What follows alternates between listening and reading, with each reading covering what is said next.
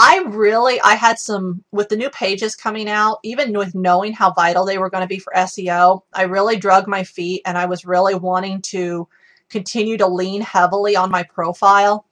And the more I look at the pressure that Google's putting down on doing that, the more I realize that if I don't develop out my page the way it should be, and if I don't do things the way it's designed, I'm going to hamstring myself. So for me, I will be starting to apply the bulk of the pressure onto my page and off of my profile. And I will end up having the same split that I do on Facebook, where my profile is more fun, where my profile is more real life, where my profile is a little more goofy and whatnot. I mean, that's my Facebook profile, right? Those of you that follow me there, that is my Facebook profile. And then my page is more professional. It can be goofy, it can be fun, but that is where you find the social tech and that's where you find the marketing. So I will create that same distinction that I have on Facebook. It's a whole lot of similarity. The same tactics we use really do apply here, only they apply differently here on Google Plus because of how you're going to connect with people and things like that. And Mandy, you heard us talking the other day about really what is the difference between Facebook and Google Plus. And Facebook is a platform to connect with people you already know. In fact, Facebook punishes you if you try to connect with too many people you don't know. How's that? How many times have you had your wrist slapped for sending invites to people that Facebook doesn't think you know and they're like, knock it off? And Facebook is for connecting with those people that you already have close established relationships with and that you're fostering that. And it's really, okay. And so on Google Plus is actually a place to build a brand new, fresh network of people that are not already, pardon the term, incestuous in your local network. Okay, the problem when we're networking on Facebook and through each other's network and the way that we all work together is that everybody already knows everybody. Everybody's already in a business. Everybody's already got an opportunity. Everybody's sick of it. There's no fresh blood. Okay, now sure there is a little bit. Sure there is. Some of us are doing that. But if you look at your percentage base, look at how many people you are friends with that have 30, 40, 50 friends in common. It's way too incestuous of a network to grow naturally, speedily, organically out in the right direction. That's not putting your name being the first one that comes to mind in front of a newer audience. And Google Plus, on the other hand, is where you can do that. Okay, so I'm back on my profile. Now, let's say I want to connect with some new people, right? The goal of being out here is to make new relationships. The goal of being out here is to build new networks. So let's say we want to find people talking about, let's just say Facebook, just because that's in my market. I type in, I use the hashtag, the little hash symbol, which is the pound symbol, depending on where you're from. And I typed in Facebook. You can do it without the word Facebook, and it'll come up, but it's a slightly different result. And you can do both. Neither one's going to hurt you. But what this does is this gives you a view of everybody on Google Plus who's saying that words. Okay? So now I have all of these people who are talking about this stuff. And I have all of these people who are now really ideal people to connect with because obviously they have an interest in it. Let's just say that I wanted to look at weight loss. Now, I use quotes just to make sure that the words stay together. Okay? And here we have, at the top, we have everything, people and pages, Google Plus posts, and Sparks. So at the moment, I'm looking at everything, and I'm looking at best of. But I'm going to flip over to most recent. Okay, so now I've seen everything and in most recent. And now I can look at people that are actively talking about weight loss. And what I also see is pages and people here.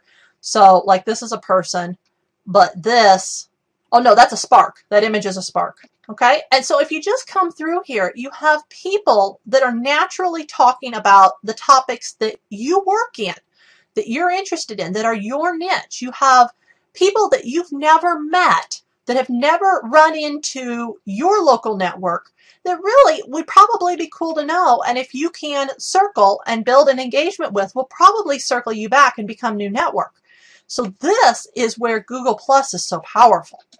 Okay, now one more thing I'm going to do is let's just do Facebook, just so I can grab a term here. And okay, I know who Oren is. I clicked on his name to open it in a new tab. And this is Oren, and there it is. There's add circle button. It's a little slow. So I can now look at what's in his profile. I can see if he's, my kind of people. I know that he's my kind of people. He's somebody that I want to connect with and get to know. I'm going to add him to a circle. Okay, so I've added him to the circle. I'm actually already in his circle. I did some cleaning recently and dumped like almost all my connections. It was great. A lot of fun.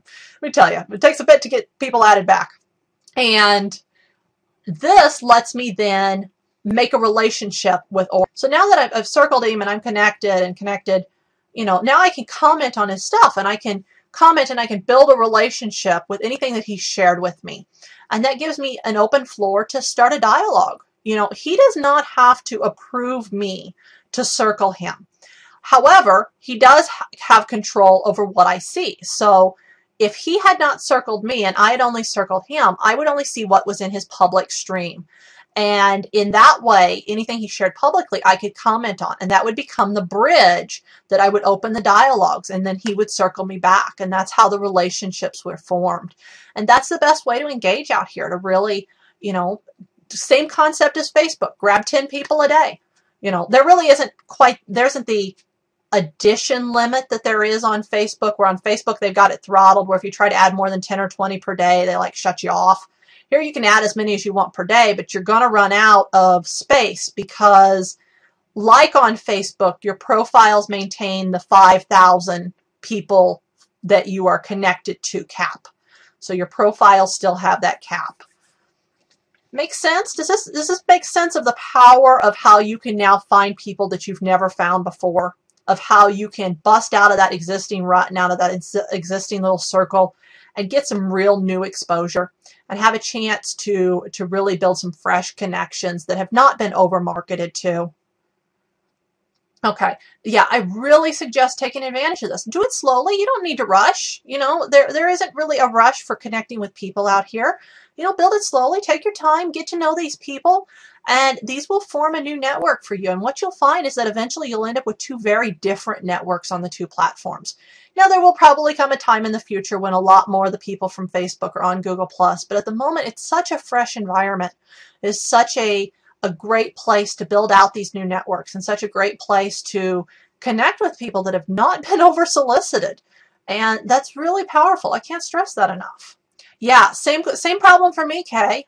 Too many of my friends that are too many people in the same businesses that do the things I do are on Facebook, and the networks are just incestuous. They're all inbred. Everybody already knows everybody and is over-marketed to and is like, ew.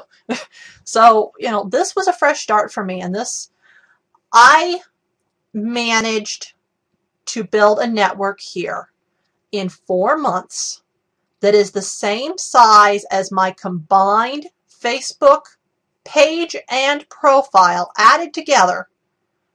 That is 2 years of work. Wow.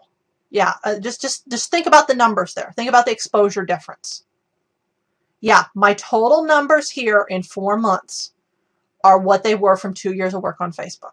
Now, I do know more now. I am easier to market. Don't get me wrong. I do have more promotions coming in, but the pace, the pure pace and the pure willingness of people to just jump in and talk, and the whole hangout factor, and the whole, not just the Google Hangouts, but the whole willingness of people to really just hang out with you is very different here. There's a very different culture, and it's a lot more, you're in a big room with people you don't really know, but jump in the conversation because everybody's friendly. And if you're willing to get into people's conversations and get in the middle and start being seen repeatedly and repeatedly, you're going to build those networks. It's just the way it goes. And it's so much more open than Facebook in that regard.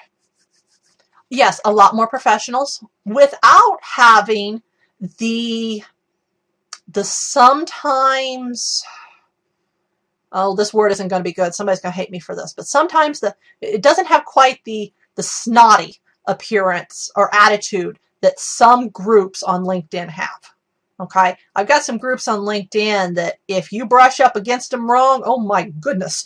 Okay, now Facebook or LinkedIn has gotten more casual. LinkedIn has relaxed. LinkedIn is becoming more with like Facebook, which makes it harder to decide why LinkedIn, but LinkedIn still has its big advantages, and I like LinkedIn too. But this is a really free-flowing environment. And while it still is anti-spam, while it still is, don't promote heavy, it's a lot more open to making friendships, a lot more open to sharing resources, to resharing people's stuff.